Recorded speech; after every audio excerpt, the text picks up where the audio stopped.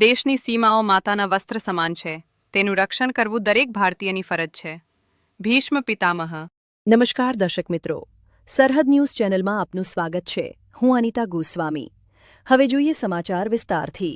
Israel, America, Iran યુદ્ધ શરૂ થયું ત્યારે આપણને એવું થતું હતું કે ભારતને એની સીધી અસર નહીં થાય, પણ ધીરે ધીરે ભારતને એની અસરો થવાની શરૂઆત થઈ ગઈ છે. ગઈકાલથી જ આપણે સાંભળીએ છીએ કે ગેસનો પુરવઠો જે છે એમાં કપાત મૂકવામાં આવ્યો છે. સમાચાર એવા પણ સાંભળ્યા કે 50% કાપ મૂકવામાં આવ્યો છે.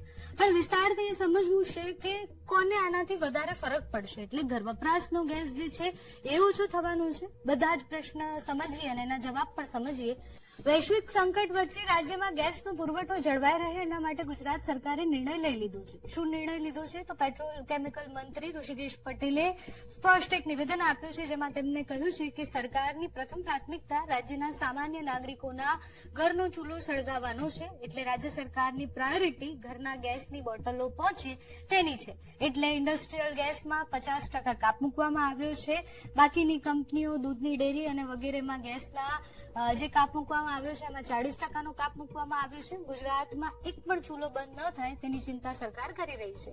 એટલે તમારા ઘરે જે ગેસની બોટલ આવે છે એના ઉપર કોઈ જ કાપ મૂકવામાં અત્યારે નથી આવ્યો. જે મોટી ઇન્ડસ્ટ્રીઝ ને બધું ચાલે છે એના ગેસના પુરવઠા પર સરકારે અત્યારે કાપ મૂક્યો છે.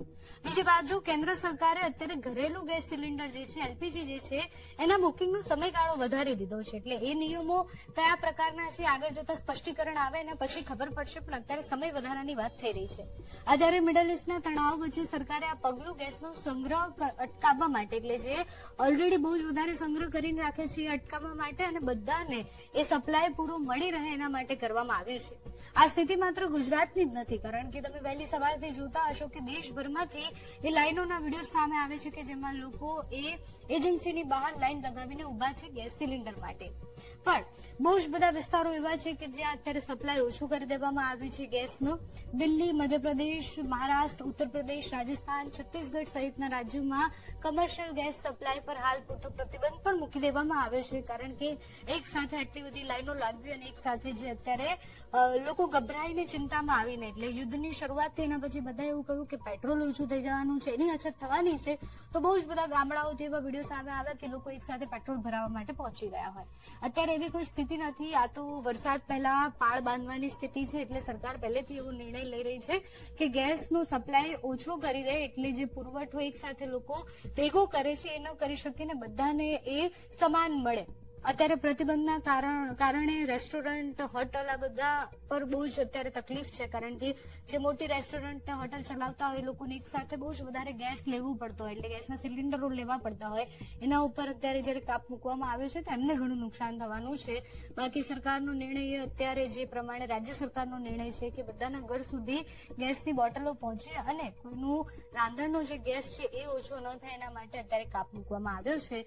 આગળ જતા કયા નિર્ણયો લેવાય છે, સરકાર જે પણ જાહેરાત કરશે તમારા સુધી પહોંચાડતા રહીશું. રાજ્ય સરકાર દ્વારા રાંધણ ગેસ અને ખાસ કરી જે ડોમેસ્ટિક પર્પઝમાં વપરાતો ગેસ કોઈ પણ વ્યક્તિને એની તકલીફ ના પડે, ચિંતા ના પડે એના માટે કેન્દ્ર સરકાર અને રાજ્ય સરકાર, કેન્દ્ર સરકારની વખતની ગાઈડલાઈન સાથે કોઈ પણ પ્રકારનો હેવોક ના સર્જાય અને કોઈ પણ ઘરે કોઈ બોટલ વગર અથવા તો એનો ચૂલો ન સળગે એની ચિંતા સતત રાજ્ય સરકાર કરી રહી છે અને કેન્દ્ર સરકાર સાથે સતત એના સંપર્કિત છે.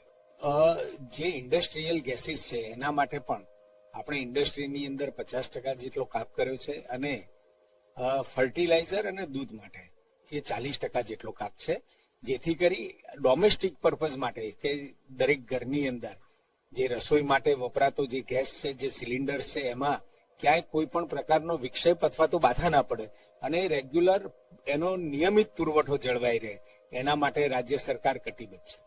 નહીં, એવું કંઈ નથી, પરંતુ જે કોમર્શિયલ સિલિન્ડરની તમે વાત કરી રહ્યા છો કે જે અત્યારે બીજા મોટા મેટ્રો સિટીની અંદર જે સમાચારો મેં પણ ટીવીમાં જોયા છે, પરંતુ અત્યારે રાજ્ય સરકારની પ્રાયોરિટી એ દરેક ઘરની અંદર ચૂલો સળગે, એના ઘરની અંદર એની રસોઈમાં ક્યાંય વિક્ષેપ ના થાય એ પ્રાયોરિટી છે.